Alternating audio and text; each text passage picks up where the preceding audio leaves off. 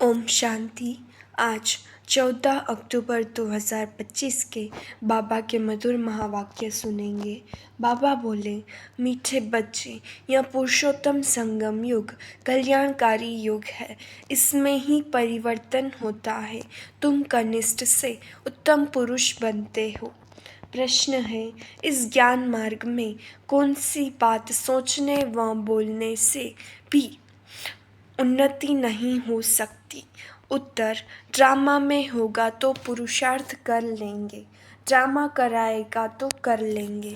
यह सोचने व बोलने वालों की उन्नति कभी नहीं हो सकती, यह कहना ही रॉन्ग है। तुम जानते हो, अभी जो हम पुरुषार्थ कर रहे हैं, यह भी ड्रामा में नूंद है। पुरुषार्थ करना ही है। गीत बजा, यह कहानी है दीवे और तूफान की। ओम शांति। यह है कलयुगी मनुष्यों के गीत, परंतु इनका अर्थ वह नहीं जानते। यह तुम जानते हो। तुम हो अभी पुरुषोत्तम संगम युगी। संगम युग के साथ पुरुषोत्तम भी लिखना चाहिए। बच्चों को ज्ञान की पॉइंट्स याद न होने के कारण फिर ऐसे ऐसे अक्षर लिखने भूल जाते हैं। यह मुख्य है, इनका अर्थ भी तुम ही समझ सकते हो। पुरुषोत्तम मास भी होता है। यह फिर है पुरुषोत्तम संगम युग। यह संगम का भी एक त्योहार है। यह त्योहार सबसे ऊंच है। तुम जानते हो, अभी हम पुरुषोत्तम बन रहे हैं। उत्तम ते उत्तम पुरुष, ऊंचते ऊंच साहूकार से साहूकार, नंबर 1 कहेंगे लक्ष्मी नारायण को। शास्त्रों में दिखाते हैं बड़ी प्रलय हुई, फिर नंबर 1 श्री कृष्ण पीपल के पत्ते पर सागर में आया। अभी तुम क्या कहेंगे? नंबर 1 है यह श्री कृष्ण, जिसको ही श्याम सुंदर कहते हैं। दिखाते हैं अंगूठा चूसता हुआ आया। बच्चा तो गर्भ में ही रहता है, तो पहले पहले ज्ञान सागर से निकला हुआ उत्तम ते उत्तम पुरुष श्री कृष्ण है। ज्ञान सागर से स्वर्ग की स्थापना होती है। उनमें नंबर 1 पुरुषोत्तम यह श्री कृष्ण है, और यह है ज्ञान का सागर, पानी का नहीं। प्रलय भी होती नहीं। कई बच्चे नए नए आते हैं तो बाप को फिर पुरानी पॉइंट रिपीट करनी पड़ती है। सतयुग, त्रेता, द्वापर, कलयुग, यह 4 युग तो है। 5वां फिर है पुरुषोत्तम संगम युग। इस युग में मनुष्य चेंज होते हैं, कनिष्ठ से सर्वोत्तम बनते हैं। जैसे शिव बाबा को भी पुरुषोत्तम व सर्वोत्तम कहते हैं ना, वह है ही परम आत्मा, परमात्मा। फिर पुरुषों में उत्तम है यह लक्ष्मी नारायण। इन्हों को ऐसा किसने बनाया, यह तुम बच्चे ही जानते हो। बच्चों को भी समझ में आया है। इस समय हम पुरुषार्थ करते हैं ऐसा बनने के लिए। पुरुषार्थ कोई बड़ा नहीं है, मोस्ट सिंपल है। सीखने वाली भी हैं अबलाएं, कुब्जाएं, जो कुछ भी पढ़ी लिखी नहीं है। उन्हों के लिए कितना सहज समझाया जाता है। देखो, अहमदाबाद में एक साधु था, कहता था हम कुछ खाते पीते नहीं हैं। अच्छा, कोई सारी आयु खाता पीता नहीं, फिर क्या? प्राप्ति तो कुछ नहीं है ना। झाड़ को भी खाना तो मिलता है ना, खाद पानी आदि नेचुरल उनको मिलता है, जिससे झाड़ वृद्धि को पाता है। उसने भी कोई रिद्धि सिद्धि पाई होगी। ऐसे बहुत हैं जो आग से पानी से चले जाते हैं। इनसे भला फायदा क्या? तुम्हारा तो इस सहज राजयोग से जन्म जन्मांतर का फायदा है। तुमको जन्म जन्मांतर के लिए दुखी से सुखी बनाते हैं। बाप कहते हैं, बच्चे ड्रामा अनुसार हम तुमको गुह्य बातें सुनाता हूँ। जैसे बाबा ने समझाया है, शिव और शंकर को मिलाया क्यों है? शंकर का तो इस सृष्टि में पाठ ही नहीं है। शिव का, ब्रह्मा का, विष्णु का पाठ है। ब्रह्मा और विष्णु का ऑलराउंडर पाठ है। शिव बाबा का भी इस समय पाठ है, जो आकर ज्ञान देते हैं, फिर निर्वाण धाम में चले जाते हैं। बच्चों को जायदाद देकर खुद वानप्रस्थ में चले जाते हैं। वानप्रस्थी बनना अर्थात गुरु द्वारा वाणी से परे जाने का पुरुषार्थ करना, परंतु वापिस तो कोई जा नहीं सकते, क्योंकि विकारी भ्रष्टाचारी है। विकार से जन्म तो सबका होता है। यह लक्ष्मी नारायण निर्विकारी है, उन्हों का विकार से जन्म नहीं होता है, इसलिए श्रेष्ठाचारी कहलाए जाते हैं। कुमारियाँ भी निर्विकारी हैं, इसलिए उनके आगे माथा टेकते हैं। तो बाबा ने समझाया है कि यहाँ शंकर का कोई पाठ नहीं है। बाकी प्रजापिता ब्रह्मा तो जरूर प्रजा का पिता हुआ ना। शिव बाबा को तो आत्माओं का पिता कहेंगे, वह है अविनाशी पिता। यह गुह्य बातें अच्छी रीति धारण करनी है। जो बड़े बड़े फिलोसोफर होते हैं उनको बहुत टाइटल मिलते हैं।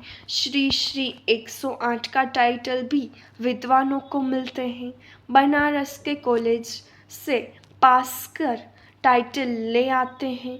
बाबा ने गुप्ता जी को इसलिए बनारस भेजा था कि उन्हों को जाकर समझाओ कि बाप का भी टाइटल अपने ऊपर रख बैठे हो। बाप को श्री श्री 108 जगत गुरु कहा जाता है। माला ही 108 की होती है। 8 रत्न गाए जाते हैं। वह पास विद ऑनर होते हैं, इसलिए उनको जपते हैं। फिर उनसे कम 108 की पूजा करते हैं। यज्ञ जब रचते हैं तो कोई 1000 शालिग्राम बनाते हैं, कोई 10,000, कोई 50,000, कोई लाख भी बनाते हैं। मिट्टी के बनाकर फिर यज्ञ रचते हैं। जैसा जैसा सेठ अच्छे से अच्छा बड़ा सेठ होगा तो लाख बनवाएंगे। बाप ने समझाया है, माला तो बड़ी है ना, 16,108 की माला बनाते हैं। यह तुम बच्चों को बाप बैठ समझाते हैं। तुम सभी भारत की सेवा कर रहे हो बाप के साथ। बाप की पूजा होती है तो बच्चों की भी पूजा होनी चाहिए। यह नहीं जानते कि रुद्र पूजा क्यों होती है। बच्चे तो सब शिव बाबा के हैं।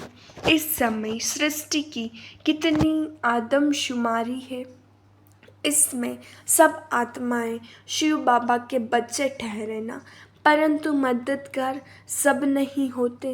इस समय तुम जितना याद करते हो उतना ऊंच बनते हो, पूजन लायक बनते हो। ऐसे और कोई की ताकत नहीं जो यह बात समझाए, इसलिए कह देते ईश्वर का अंत कोई नहीं जानते। बाप ही आकर समझाते हैं। बाप को ज्ञान का सागर कहा जाता है तो जरूर ज्ञान देंगे ना। प्रेरणा की तो बात होती नहीं। भगवान कोई प्रेरणा से समझाते हैं क्या?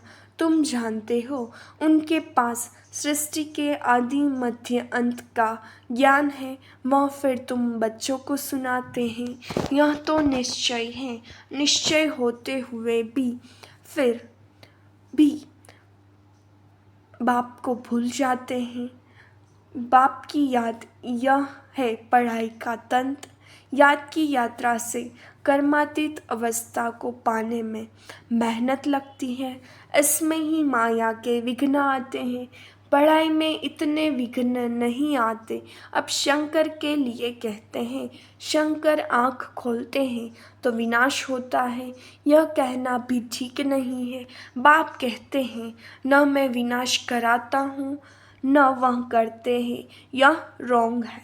देवताएं थोड़े ही पाप करेंगे। अब शिव बाबा बैठ यह बातें समझाते हैं। आत्मा का यह शरीर है रथ। हर एक आत्मा की अपनी रथ पर सवारी है। बाप कहते हैं, मैं इसका लोन लेता हूँ, इसलिए मेरा दिव्य अलौकिक जन्म कहा जाता है। अभी तुम्हारी बुद्धि में 84 का चक्र है। जानते हो, अभी हम घर जाते हैं, फिर स्वर्ग में आएंगे। बाबा बहुत सहज करके समझाते हैं, इसमें हाथ फेल नहीं होना है। कहते हैं, बाबा हम पढ़े लिखे नहीं हैं, मुख से कुछ निकलता नहीं, परंतु ऐसा तो होता नहीं। मुख तो जरूर चलता ही है। खाना खाते हो, मुख चलता है ना, वाणी न निकले, यह तो हो नहीं सकता। बाबा ने बहुत सिंपल समझाया है। कोई मौन में रहते हैं तो भी ऊपर में इशारा देते हैं कि उनको याद करो। दुख हरता सुख करता वह एक ही दाता है। भक्ति मार्ग में भी दाता है तो इस समय में भी दाता है। फिर वानप्रस्थ में तो है ही शांति। बच्चे भी शांति धाम में रहते हैं। पाठ नोंदा हुआ है जो एक्ट में आता है। अभी हमारा पाठ है विश्व को नया बनाना। उनका नाम बड़ा अच्छा है, हेवनली गॉडफादर। बाप रचयिता है स्वर्ग का। बाप नर्क थोड़े ही रचेंगे।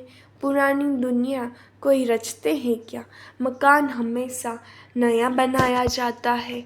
शिव बाबा नई दुनिया रचते हैं ब्रह्मा द्वारा। इनको पाठ मिला हुआ है। यहाँ पुरानी दुनिया में जो भी मनुष्य हैं सब एक दो को दुख देते रहते हैं। तुम जानते हो, हम हैं शिव बाबा की संतान। फिर शरीरधारी प्रजापिता ब्रह्मा के बच्चे हो गए एडॉप्टेड। हमको ज्ञान सुनाने वाला है शिव बाबा रचयिता, जो अपनी रचना के आदि मध्य अंत का ज्ञान सुनाते हैं। तुम्हारी एम ऑब्जेक्ट ही है यह बनना। मनुष्य देखो कितना खर्चा कर मार्बल आदि की मूर्तियाँ बनाते हैं। यह है ईश्वरीय विश्वविद्यालय, वर्ल्ड यूनिवर्सिटी। सारी यूनिवर्स को चेंज किया जाता है। उन्हों के जो भी कैरेक्टर्स हैं सब आसुरी, आदि मध्य अंत दुख देने वाले हैं। यह है ईश्वरीय यूनिवर्सिटी, ईश्वरीय विश्वविद्यालय। एक ही होता है जो ईश्वर आकर खोलते हैं, जिससे सारी विश्व का कल्याण हो जाता है। तुम बच्चों को अब राइट और रॉन्ग की समझ मिलती है, और कोई मनुष्य नहीं जो समझता हो। राइट रॉन्ग को समझाने वाला एक ही राइटियस होता है, जिसको ट्रुथ कहा जाता है। बाप ही आकर हर एक को राइटियस बनाते हैं। राइटियस बनेंगे तो फिर मुक्ति में जाकर जीवन मुक्ति में आएंगे। ड्रामा को भी तुम बच्चे जानते हो, आदि से लेकर अंत तक पार्ट बजाने नंबरवार आते हो। यह खेल चलता ही रहता है, ड्रामा शूट होता जाता है। यह एवर न्यू है। यह ड्रामा कभी पुराना नहीं होता है, और सब नाटक आदि विनाश हो जाते हैं। यह बेहद का अविनाशी ड्रामा है। इनमें सब अविनाशी पाठधारी है। अविनाशी खेल व मांडवा देखो कितना बड़ा है। बाप आकर पुरानी सृष्टि को फिर नया बनाते हैं। वह सब तुमको साक्षात्कार होगा।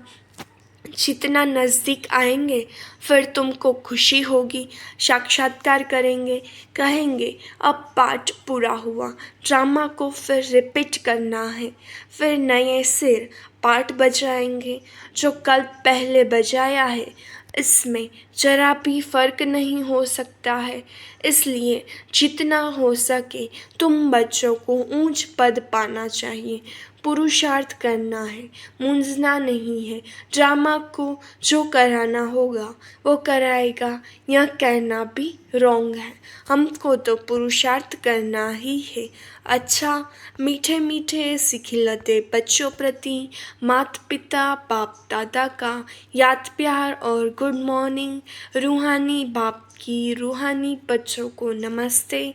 हम रूहानी बच्चों की रूहानी बाप दादा को याद प्यार नमस्ते, गुड मॉर्निंग, ओम शांति। शुक्रिया बाबा, शुक्रिया।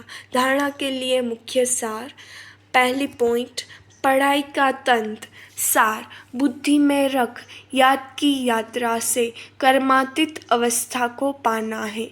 उच्च पूजनीय बनने के लिए बाप का पूरा पूरा मददगार बनना है। दूसरी पॉइंट, सत्य बाप द्वारा राइट रॉन्ग की जो समझ मिली है उससे राइटियस बन जीवन बन से छूटना है। मुक्ति और जीवन मुक्ति का वर्षा लेना है। वरदान, आपस में स्नेह की लेन देन द्वारा सर्व को सहयोगी बनाने वाले सफलता मूर्त भव। अभी ज्ञान देने और लेने की स्टेज पास की, अब स्नेह की लेन देन करो। जो भी सामने आए, संबंध में आए तो स्नेह देना और लेना है। इसको कहा जाता है सर्व के स्नेही व लवली। ज्ञान दान अज्ञानियों को करना है, लेकिन ब्राह्मण परिवार में इस दान के महादानी बनो। संकल्प में भी किसके प्रति स्नेह के सिवाय और कोई उत्पत्ति न हो। जब सभी के प्रति स्नेह हो जाता है तो स्नेह का रिस्पॉन्स सहयोग होता है और सहयोग के रिजल्ट सफलता प्राप्त होती है। स्लोगन, एक सेकंड में व्यर्थ संकल्पों पर फुल स्टॉप लगा दो, यही तीव्र पुरुषार्थ है। मातेश्वरी जी के अनमोल महावाक्य। आजकल मनुष्य मुक्ति को ही मोक्ष कहते हैं। वो ऐसे समझते हैं जो मुक्ति पाते हैं वो जन्म मरण से छूट जाते हैं। वो लोग तो जन्म मरण में न आना इसको ही उच्च पद समझते हैं, वहीं प्रारब्ध मानते हैं। जीवन मुक्ति फिर उसको समझते हैं जो जीवन में रहकर अच्छा कर्म करते हैं, जैसे धर्मात्मा लोग हैं उन्हों को जीवन मुक्त समझते हैं। बाकी कर्म बंधन से मुक्त हो जाना वो तो कोटों में से कोई विरला ही समझते हैं। अब यह है उन्हों की अपनी मत, लेकिन हम तो परमात्मा द्वारा जान चुके हैं कि जब तक मनुष्य पहले विकारी कर्म बंधन से मुक्त नहीं हुआ है तब तक आदि मध्य अंत दुख से छूट नहीं सकेंगे। तो इससे छूटना यह भी एक स्टेज है। तो भी पहले जब ईश्वरीय नॉलेज को धारण करें तब ही उस स्टेज पर पहुंच सके, और उस स्टेज पर पहुंचाने वाला स्वयं परमपिता परमात्मा चाहिए, क्योंकि मुक्ति जीवन मुक्ति देते वह हैं। वो भी एक ही समय आए सबको मुक्ति जीवन मुक्ति दे देते हैं। बाकी परमात्मा कोई अनेक बार नहीं आते, और न कि ऐसा समझो कि परमात्मा ही सब अवतार धारण करते हैं। ओम शांति। अव्यक्त इशारे। स्वयं और सर्व के प्रति मनसा द्वारा योग की शक्तियों का प्रयोग करो। मनसा सेवा बेहद की सेवा है। जितना आप मनसा से वाणी से स्वयं सैंपल बनेंगे तो सैंपल को देखकर स्वतः ही आकर्षित होंगे। सिर्फ दृढ़ संकल्प रखो तो सहज सेवा होती रहेगी। अगर वाणी के लिए समय नहीं है तो वृत्ति से मनसा सेवा से परिवर्तन करने का समय तो है ना। अब सेवा के सिवाय समय गंवाना नहीं है। निरंतर योगी, निरंतर सेवाधारी बनो। यदि मनसा सेवा करना नहीं आता तो अपने संपर्क से, अपनी चलन से भी सेवा कर सकते हो। अच्छा, ओम शांति।